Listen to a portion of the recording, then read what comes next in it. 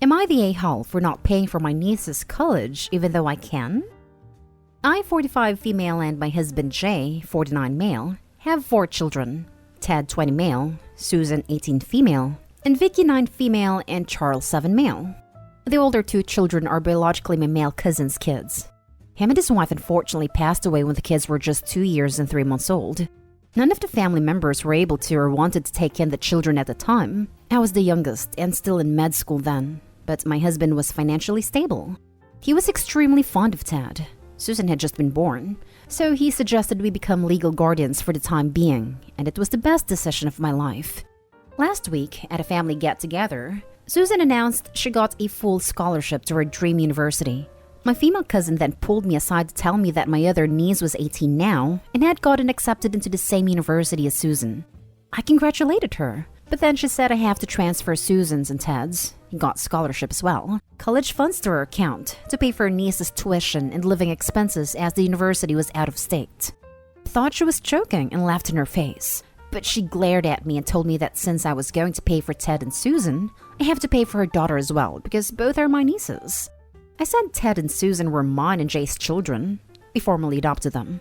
But she said since Ted, Susan, and her daughter are first cousins, she's sibling of my late male cousin, they are the same, and my children don't need it anyways.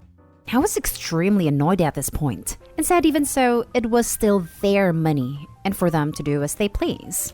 She left it at that, and I thought it was over. But today, she called me saying she was willing to forgive my appalling behavior if I paid for my niece's tuition and living expenses as an apology gift. I told her she was out of her mind and hung up. After cooling down a bit and thought maybe I should just suck it up and pay it to keep the peace and was talking with my husband about it, and he told me I was not obligated to help and it should be my decision. I finally decided not to. Now family members are calling me an a-hole because I broke my niece's dreams over some grudge. It's not that I hate her, but her behavior towards my children and family has never been the best. And my niece has never tried to reach out or bond with my kids, instead has sometimes belittled them, but that is another story.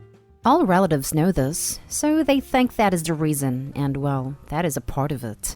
So, am I the a-hole for not paying for my niece's college even though I can? Edited to add, when she called me, she did not ask for my children's funds, as I had made it clear that I wasn't going to give it.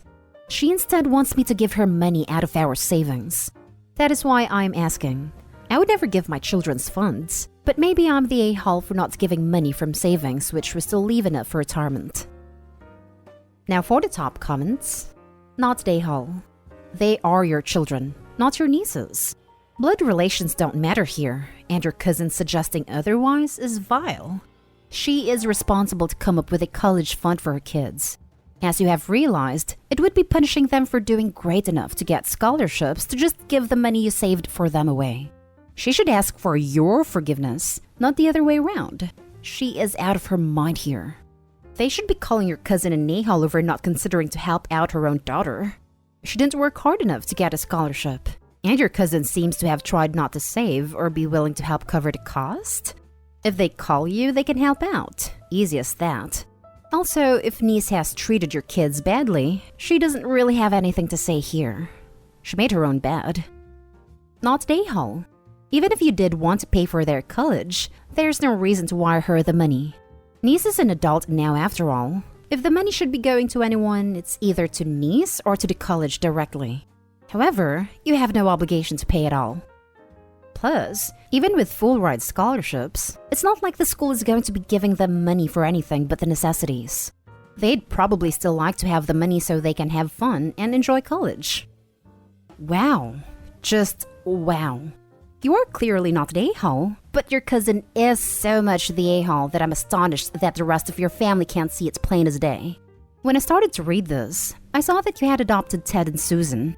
I was nervously expecting that by niece, you meant that you didn't want to pay for Susan's university despite having adopted her, and was all set to say you're the a-hole. Only if you were paying for your own bio kids, mind you. But this? You are obviously a lovely, loving, generous parent, not only to your bio kids, but to Ted and Susan, who you have made clear you see entirely as your children as well, and have provided for in the same manner as if they were born to you. And I won't say that that's beautiful, Although we see too many people in this sub treat adopted or stepkids differently, because what it is really is simply appropriate. But for your cousin sister to shift her parenting and financial responsibilities onto you, despite the fact that her child hasn't lost any parents, is not your reward and be so obnoxious as to simultaneously make an incredibly huge and inappropriate financial demand of you. And to denigrate your relationship with Ted and Susan, your adoptive children, by insisting that they are no different from your other nieces or nephews, is beyond horrifying. This gets said time and again on the sub, but it bears repeating. The fact that you have money does not mean that you owe that money to anyone else, including extended family. Nor does the fact that they want that money. Your niece has her own parents, and she is their responsibility. Ted and Susan are now your children, and have no one else to take responsibility for them. Again, you are not the a-hole, but your sister cousin absolutely is. Next story is titled, Am I the a-hole for refusing to pay for my niece and nephew's college? So I, 28 female, have been married to my husband John, 38 male, for the last 4 years. John comes from a very rich family, whereas I come from a very poor family. From the moment I introduced John to my parents and siblings, 43 female Allie, 38 male Anthony, and 37 male Bill, my sister has made snide comments about how I'm a kept woman, how I looked for a man to take care of me, and how I'm basically a sugar baby. None of that is true. I have a very high-paying job. And honestly, I didn't even know John was rich for the first few months we were dating, because he lives a very laid-back normal life. He told me about his wealth when he asked me to meet his parents because he didn't want me to be caught off guard when meeting them. I got contact with Allie not long after John proposed to me, because she started sending nudes to John, telling him to leave me for her, etc. There was a big fight when he turned her down. Then she called him a cradle robber and some other less than pleasant things. This was 4 years ago. Fast forward to 2 weeks ago when I got a call from my mom asking me to come to dinner at her house. I thought nothing of it, and John and I went. Imagine my surprise when my sister and her kids, 18 male and 18 female, showed not long after. John and I wanted to leave then and there, but my mom begged us to stay and listen, so we did. Apparently, Anthony and Bill had let it slip that I had helped them out with paying tuition for my 2 nephews and niece. Because of this, Allie asked me if I was willing to help her pay for her kids too. When she asked me this, I was stunned because I know that the twins' late father had left enough money for them to attend college. When I asked her about that money, she said she had to spend half of it to pay bills the last 2 years because the pandemic hit them hard when she lost her job. I told her this was sad, but I'm not helping her pay for their tuition because 1, we haven't spoken in 4 years, 2, she has been nasty to me my entire life, and 3, she hasn't even apologized for what she did to me. She said all that was in the past, and that I should just move on. This made me even angrier, and I just left without saying anything else to her. My mom has been calling me every day since, asking me to just give them the money because I can't afford it. Anthony and Bill apologized for telling her what I did for them, and said they will support any decision I make. My sister posted online about how I was being a greedy aunt who refuses to help her less wealthy family, and I have been getting some hate from people. Some of Allie's friends even called to tell me I was being petty. My husband, even though he is angry and embarrassed by the situation, said he will support me no matter what decision I make. I kind of feel like an a-hole in this whole situation, because I could help my sister out with the tuition, but I am just refusing to because of how she has treated me my entire life. So I want some stranger's opinion on if I'm being an a-hole here. Not an a-hole. She slags you off, sends inappropriate images to your partner telling him to leave you, then goes crazy when told no and don't speak for 4 years, then comes in an organized ambush, shows up at an unexpected dinner invite from your mother, and just comes out with this? My God, what is such a must-have? Holy crap. And to be honest, your mother is not far off as bad for what she is doing either, knowing what she has done. This isn't a live and let die situation in my opinion. I am astonished by the audacity of the sister and mother. What the sister did is a serious betrayal that warrants no contact. However, the mother expecting Opie to bury the hatchet is like condoning Allie's behavior. What gets to me is that Allie didn't even apologize just once. I bet Allie got her attitude and entitlement from her mother, since mom is not far off. Not a a-hole. You have no obligation to sponsor your niece and nephew's education. It is not your responsibility at all.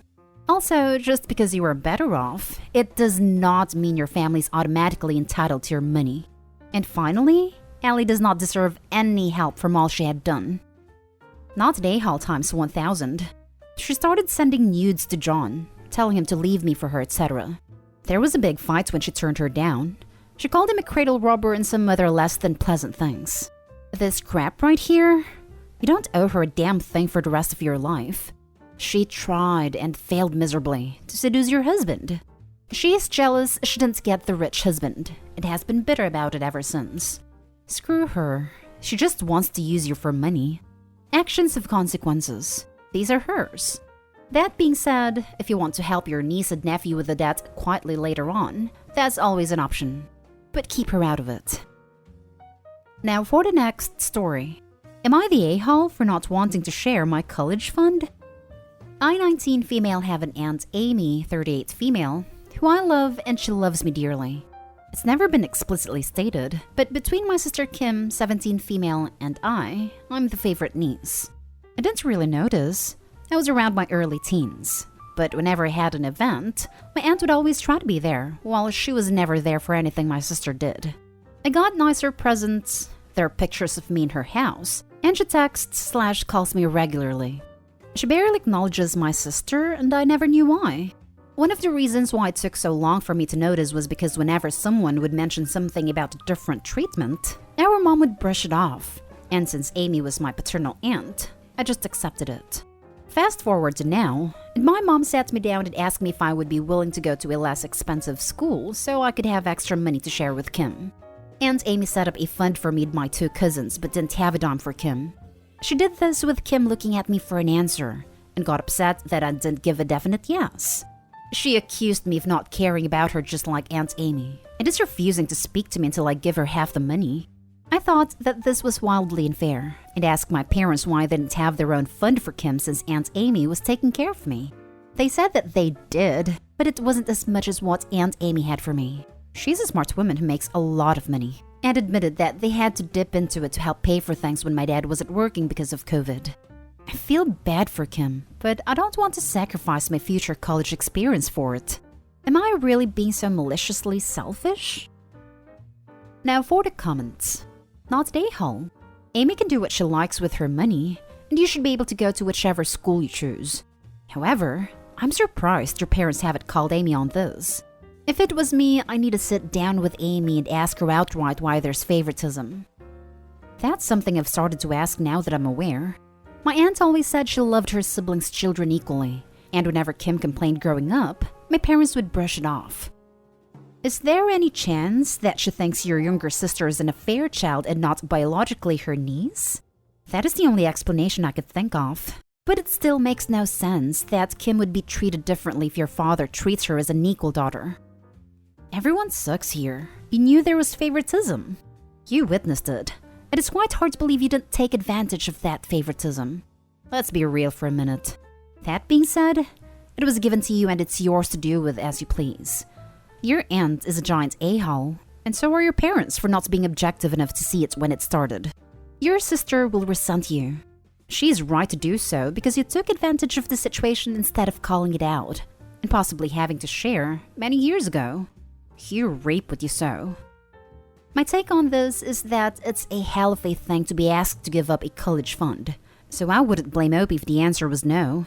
However, if her sister hates her for the rest of her life and thinks she's scummy, it would be hard to argue that the sister is wrong.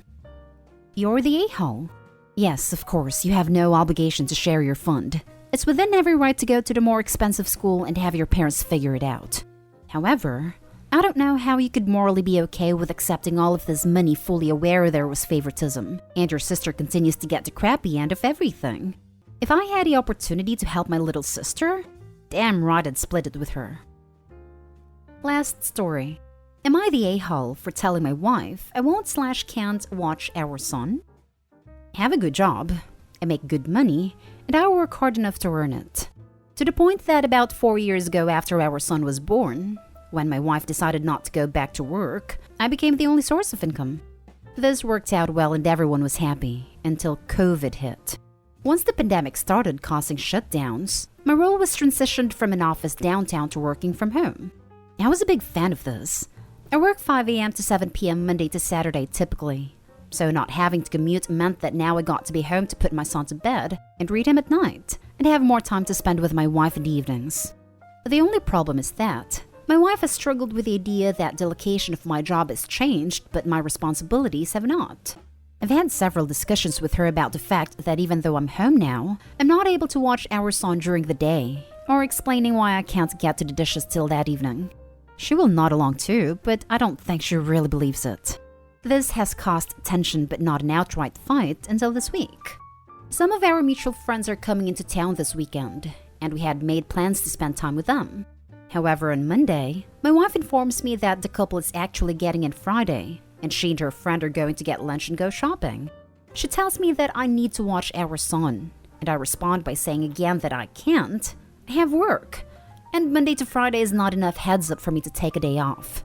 She gets angry at me, saying she watches our son every day while I just sit in my office from sunup to sundown, and how I should be able to watch our son so she can have a day off. She's given me the cold shoulder since then. I would love to spend a day with my son. I just can't take the time off in such short notice. Am I the a-hole? Not the a-hole, but working 14 hours per day, 6 days a week is simply not sustainable for any family or marriage. I was just going to say the same thing.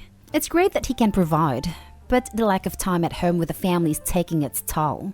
What kind of job requires those hours anyway? One working with coders from Seattle to Warsaw.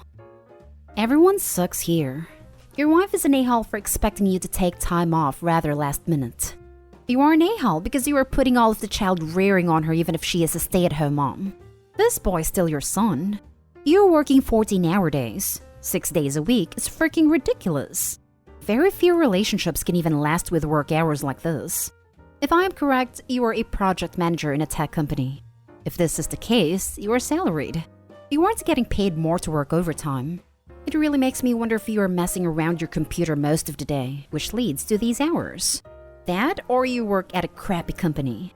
While overtime is common in the tech industry, 80 hours plus weeks are not. Even the people I know making $200,000 a year in tech only average 50 or so hour weeks. Something isn't right with us. You really need to start focusing on your family, or else you won't have them anymore.